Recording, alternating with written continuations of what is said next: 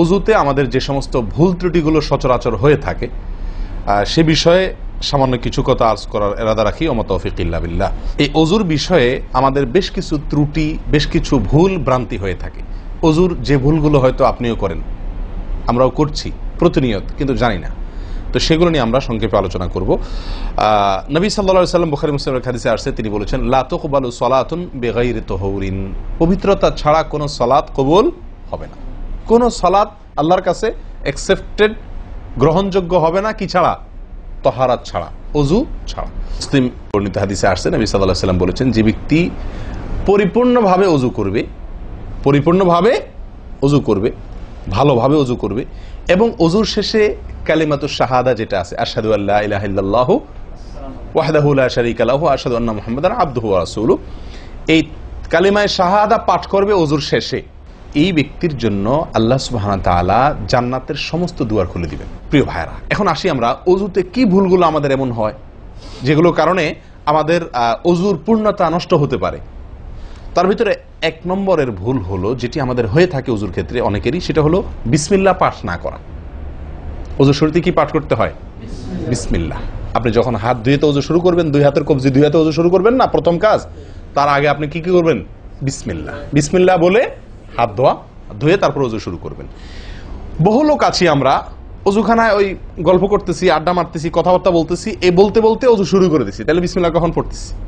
বিসমিল্লাহটা অনেক সময় অমনোযোগিতার কারণে, অবহেলার কারণে, অন্যমনস্কতার কারণে বিসমিল্লাহটা অনেক সময় আমরা বলতে ভুলে যাই। অথচ এই বিসমিল্লাহ পাঠ করা অজু শুরুতে অনেক বিশেষজ্ঞ আলেমের মতে ফরজ। অনেকে বলেন বিসমিল্লাহ পাঠ না করলে অজুই হবে না, আপনি যদি ভুলে বাদ দেন অজু হলো না। যদিও সংখ্যাগরিষ্ঠ ওলামাদের মতে এটা না, তাদের মতে বিসমিল্লাহ পাঠ করা এটা অজুর সুন্নাহ। এটা হলো অজুর কি? সুন্নাহ। এটা আপনি যদি বিসমিল্লাহ বলে যদি অজু শুরু করেন, তাহলে অজুটার ভিতরে পূর্ণাঙ্গতা আসলো। দ্বিতীয় যে ভুলটি হয় ভাই, 100-99 জনের বলবো, তার চেয়ে বেশি হতে পারে, হাজারের ভিতরে 10 জন মানুষের হয় কিনা আমার সন্দেহ আছে এই কাজটা সঠিকভাবে করতে পারি না। সেটা হলো অজুর সময় মিসওয়াক করা। অজুর সময় কি করা ভাই? মিসওয়াক করা। এটি এত গুরুত্বপূর্ণ সুন্নাত যে নবী সাল্লাল্লাহু আলাইহি ওয়াসাল্লাম বলেছেন, বুখারীর হাদিস, লাউলা আন আশুক্কা আলা উম্মতি লা আমারতুহুম বিসওয়াকি ইনদা কুল্লি ওযু। বুখারীর হাদিস। নবী সাল্লাল্লাহু আলাইহি ওয়াসাল্লাম বলেন, আমার উম্মতের জন্য যদি কঠিন না হতো, তাদের জন্য কষ্টের কারণ না হতো, তাহলে আমি তাদেরকে বাধ্যতামূলক করে দিতাম, ফরজ করে দিতাম কি? প্রত্যেক অজুর সময় মিসওয়াক করা। হাদিস থেকে, তার বক্তব্য থেকে বোঝা যায় যে অজুর সময় মিসওয়াকের গুরুত্ব তার কাছে কত বেশি ছিল। 3 নম্বর যে ভুলটা আমাদের হয়ে থাকে সেটা হলো কুলির মধ্যে। দেখেন প্রত্যেকটা কাজেই কিন্তু, আমি একটা একটা করে আপনার দেখাচ্ছি অজুর প্রত্যেকটা কাজে আমাদের ত্রুটিগুলো হয় কিভাবে। দেখেন কুলির সময় ভুল হয়। কি ভুল হয়? কুলিটা যেভাবে করার কথা সেভাবে আমরা করি না। হাদিসে কুলির বিষয়ের নির্দেশ এসছে, সেটাকে বলা হয়েছে মদমাদা। মদমাদা আরবি শব্দ, এটার বাংলা অর্থ হয় কুলি করা বা কুলকুচি করা বা কুলকুচা করা। এই কুলি বা কুলকুচা এটা হলো মুখের ভিতরে আপনি হাতের কষে করে পানি নিয়ে মুখে নাড়বেন, এরপরে ফেলবেন, আবার হাতে নিবেন, কিছু সময় নাড়বেন, 1 সেকেন্ড হোক 2 সেকেন্ড হোক, এরপরে ফেলবেন। এটা হলো কুলি বা কুলকুচা। আমরা বেশিরভাগ সময় এরকম করি আলহামদুলিল্লাহ। যখন ব্যস্ত থাকি, যখন হুলস্থুল থাকে, কোনো সময় কোনো কাজের তাড়া থাকে, তখন অনেক সময় আমরা কি করি? হয় কি না হয় না? মুখে নিলাম আর ঢাললাম, মুখে নিলাম আর ঢাললাম। আমি জানি না আপনাদের হয় কিনা এরকম। আমি দেখছি এরকম অনেক সময় হয়। আপনারা একমত কিনা?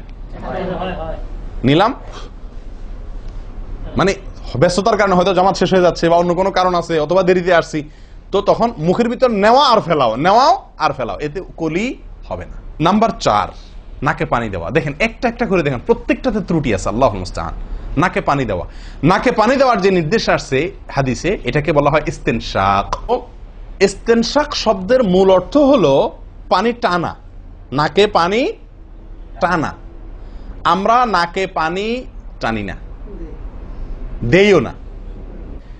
একটা হলো দেওয়া, একটা হলো ছিটানো, আর একটা হলো টানা।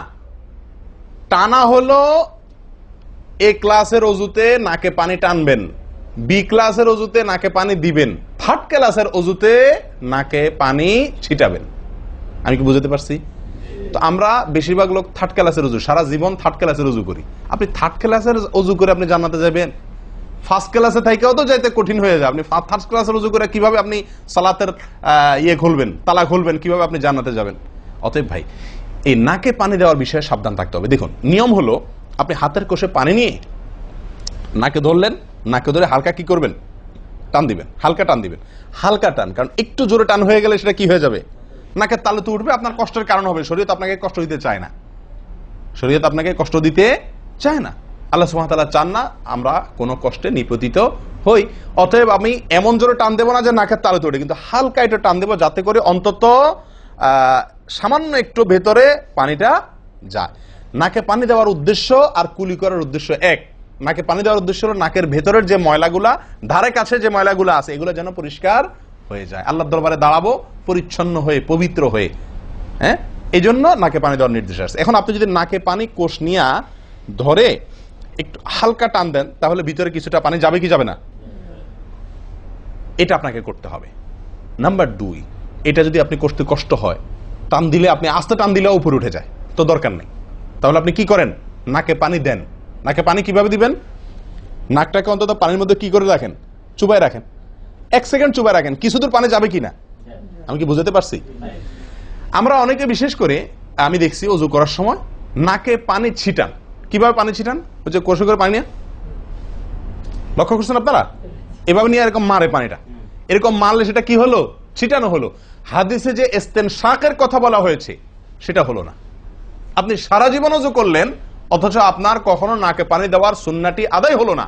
সারা জীবন, আজীবন আপনার ওযুটি হয়ে গেল সুন্নাহ ছাড়া। আরেকটি ভুল ভাই, নাকে পানি দেওয়া একটা আমল, নাক ঝাড়া আরেকটা আমল। নাকে পানি দেওয়া এটা একটা নির্দেশ, আর নাক ঝাড়া আরেকটা নির্দেশ। আমি কি বুঝাতে পারছি? কুলি করা একটা আমল, হাত ধোয়া একটা আমল, হাতের কবজি পর্যন্ত 2 হাতের বিসমিল্লাহ বলা, তারপর তো এটা আছেই। এরপরে মেসওয়াক করা একটা আমল, কুলি করা আরেকটা সুন্নাহ, কুলির পরে নাকে পানি দেওয়া বা নাক দিয়া পানি টানা আরেকটা আমল, এরপরে নাক ঝাড়া আরেকটা আমল। ভাই, এরপরে আসি আরেকটি গুরুত্বপূর্ণ আমল যেটি হয় না, বা আরেকটি ত্রুটি ওযুতে, সেটি হলো আঙ্গুল খেলাল না করা। ওযুতে কি না করা? আঙ্গুল খেলাল না করা। আঙ্গুল খেলাল হলো হাত এবং পায়ের আঙ্গুলের যে চিপাগুলো আছে, এই চিপাগুলোতে পানি পৌঁছানোর জন্য, পানি পৌঁছানোটা নিশ্চিত করার জন্য কি করতে হবে? এক হাতের আঙ্গুলকে অন্য হাতের আঙ্গুলের চিপায় ঢুকায়া এভাবে কি করতে হবে? একটু হালকা নাড়তে হবে, যাতে করে জায়গাটাতে, চিপাটাতে পানি গেছে এটা কারণ এই চিপাগুলোতে পানি নাও যেতে পারে শুকিয়ে থাকার কারণে। তা আপনি যদি একটু নাড়া দেন পানির ভিজা আঙ্গুল দিয়া, তাহলে ইনশাআল্লাহ ওখানে পানি পৌঁছানোটা মোটামুটি নিশ্চিত হয়ে যাবে। ঠিক না? ঠিক। পায়ের আঙ্গুল কিভাবে করবেন? পায়ের আঙ্গুল তো আর এক আঙ্গুল অন্য পায়ের আঙ্গুল ঢুকাতে পারবেন না। সেটা করবেন হলো, অন্য হাদিসে আসছে, এই যে কনুই আঙ্গুল আছে না, কনুই আঙ্গুল দিয়া সব চিপাগুলোতে কি করবেন? ঘষা দিবেন। কনুই আঙ্গুল দিয়া আপনার সব পায়ের আঙ্গুল চিপাগুলোতে ঘষা দিবেন। ভাই, আমরা কজনে করি এই খেলার আমলটা বলুন তো? পায়ের আঙ্গুল, কনুই আঙ্গুল দিয়া পায়ের আঙ্গুলের চিপা খেলাল করা, হাতের আঙ্গুল খেলাল করা, কজনে করি আমরা বলেন? তাহলে এই ভুলগুলো আমাদের অহরহ হচ্ছে না ভাই? আমরা কি জান্নাতে যেতে চাই না? আমাদের সালাতটা সুন্দর হোক আমরা চাই না ভাই? আমাদের এই সালাত খুব পাওয়ারফুল হোক, শক্তিশালী সালাত হোক। এই সালাতের মাধ্যমে আমি অন্যায় থেকে বেঁচে থাকবো, এই সালাতের মাধ্যমে আমি জান্নাতে যাব। এই সালাত আমাকে খাঁটি মুসলিম বানাবে, এই সালাত আমাকে আল্লাহর কাছে প্রিয় বানাবে, এই সালাত কি আমাদের নূর হবে। আমরা চাই না ভাই? এগুলো যদি চাই তাহলে আমাকে ওযু সুন্দর করতে হবে, আর ওযু সুন্দর করতে গিয়ে এই ভুলগুলোর ব্যাপারে সাবধান হতে হবে। তাহলে আঙ্গুল খেলাল করা, পায়ের আঙ্গুল, হাতের আঙ্গুল আমরা করি না বললেই চলে ভাই। তো আজকে থেকে ইনশাআল্লাহ করবো। তো ভাইয়ারা, ওযুর ক্ষেত্রে আরেকটি ভুল, এই যতগুলো ভুল বললাম এর ভিতরে বড় 2টি ভুল বলে ওযুর ভুলকে আমরা শেষের দিকে চলে আসছি। একটি বড় ভুল হলো শুকনা থেকে যাওয়া। কোন জায়গা যদি আপনার অবহেলার কারণে শুকনা থেকে যায়, ওযুর অঙ্গগুলো যেগুলো ধুইতে হবে, তার কোনো অঙ্গ যদি শুকনা থেকে যায়, ওযু হবে? ওযু হবে না। এক ব্যক্তি ওযু করে আসছেন, নবী সাল্লাল্লাহু আলাইহি ওয়াসাল্লাম দেখেছেন তার ওযুর কোন জায়গা শুকনা আছে, তিনি বললেন যাও আবার ওযু করো, তোমার ওযু হয় নাই। তিনি তাকে পুনরায় ওযু করাইছেন। কেন? তার ওযু সঠিকভাবে হয় না, শুকনা রয়ে গেছে। অনেক সময় দেখা যায় আমাদের অনেক ভাই ওযু করেন, ওযু করলে বেশ কিছু জায়গা, বিশেষ করে যে কোন জায়গাটা, এই জায়গাটা দেখা যায় শুকনা থাকে। এই যে কানের লতির এই যে জায়গাটা, এখানে দেখা যায় একটু কি থাকে? শুকনা থাকে। কপালের দিকে দেখা যায় শুকনা থাকে। এই জায়গাগুলো অনেক সময় দেখা যায়, বহু লোককে দেখা যায় ওযু করে আসছে, এখানে শুকনা, এখানে শুকনা, পায়ের গোড়ালি, গিরা, এই জায়গাগুলোতে শুকনা। কারণ হলো ওই যে অবহেলা করে উজু করছে, কোন রকম উজু করছে, উজুটা যেভাবে করা দরকার সেভাবে করে নাই। ভাই এই জিনিসটা আপনার লক্ষ্য করা দরকার কি দরকার না? অজুই হবে না।